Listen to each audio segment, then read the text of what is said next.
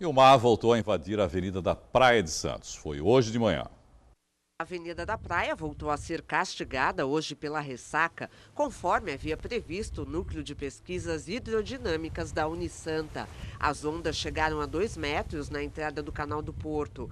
Na altura do Canal 6, as vias foram interditadas. A previsão para os próximos dias é que o fenômeno volte a se repetir.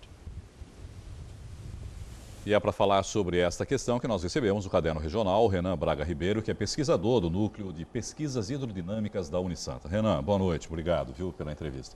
Vocês emitiram um alerta, né, Renan, a gente estava aqui começando, na sexta-feira, inclusive para a capitania, e acabou se confirmando realmente, né, essa ressaca.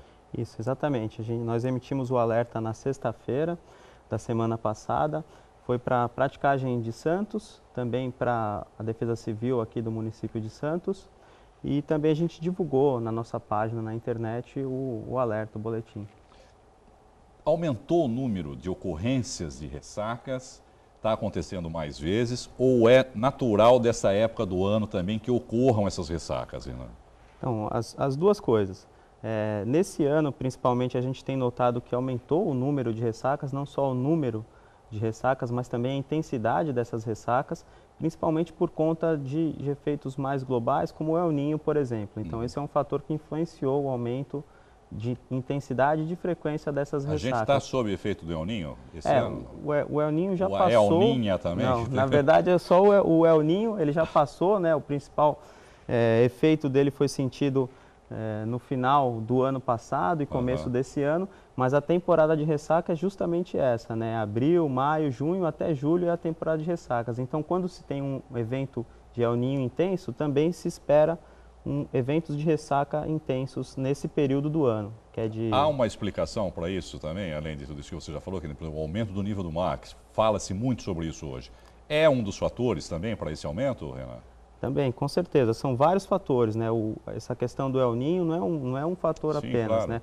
Lógico que o aumento um conjunto, né, de fatores que... Exatamente, um conjunto de fatores. O aumento do nível do mar também é um deles, né?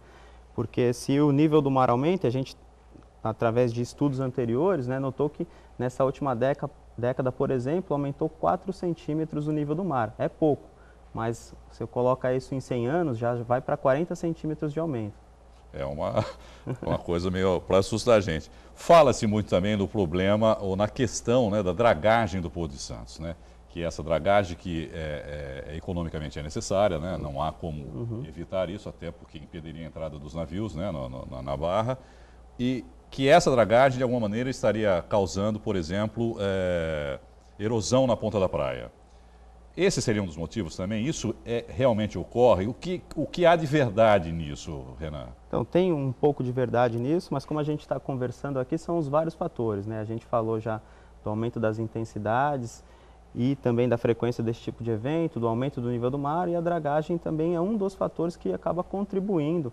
Na verdade, ela funcionou como um efeito catalisador, né? Porque uma vez que você tira o sedimento do fundo, a onda consegue propagar com uma maior energia, porque a onda ela perde energia quando toca no fundo. Então a areia ela serve quando ela vem batendo no fundo, ela vem perdendo energia. Uma vez que não tem fundo, ela entra com mais energia.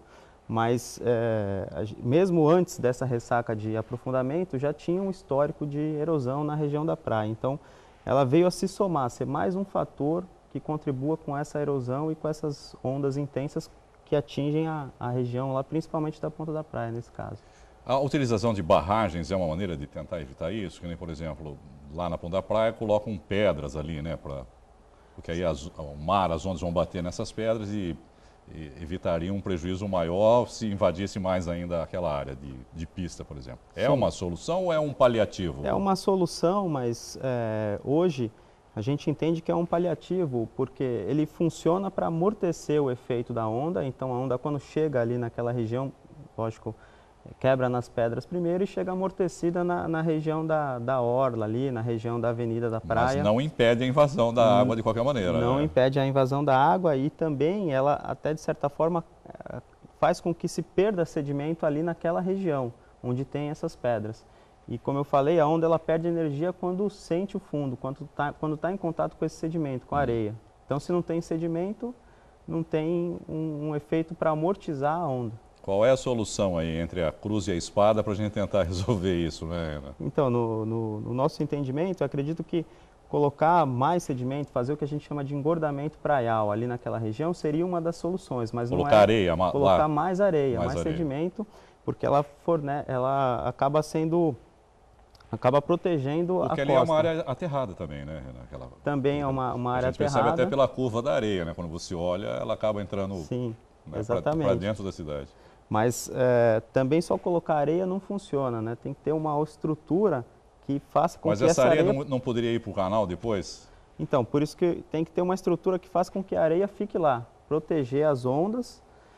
Então, vai colocar areia para proteger a região da cidade e você coloca uma barreira de contenção, quebra-mar, um dique, um guia corrente, para que as ondas não retirem esse sedimento, essa areia que possivelmente seria colocada lá na região da Ponta da Praia. Alguém está se preocupando com isso já? Existe algum estudo nesse sentido, alguma mobilização nesse sentido, Renato? Sabe Olha, dizer? sim, a gente acompanha também através de notícias, né? Eu acredito que a Codesp, ela contratou um estudo recentemente para avaliar essa questão e propor soluções e, ao mesmo tempo, a Prefeitura está em vias de contratar um estudo para ver qual que é a causa e fazer, na verdade, a solução, né? Porque o que precisa, na verdade, não é tem que entender o problema, mas precisa de uma solução.